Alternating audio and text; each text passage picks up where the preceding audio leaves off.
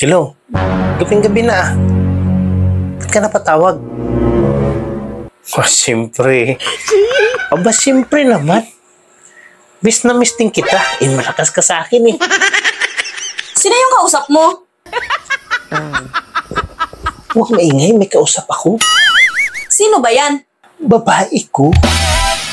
Nang babae ka? Hindi ka pa ba kontento? Hindi ka pa pala sawa sa mga babae? Ba't ka nag-asawa? Pati best friend ko, niligawan mo na rin.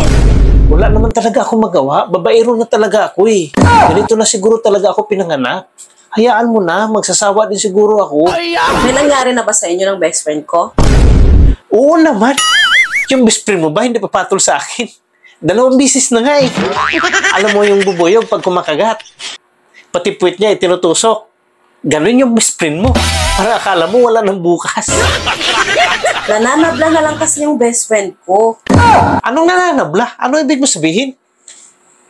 Ang lupit nga lumalambitin sa akin eh. Last niya na sigurong kagat sa'yo yun. Kaya grabe makalambitin sa'yo. Paano naging last? Eh, pinapabalik nga niya ako eh. May taning na buhay nun. Kasi may HIV yun.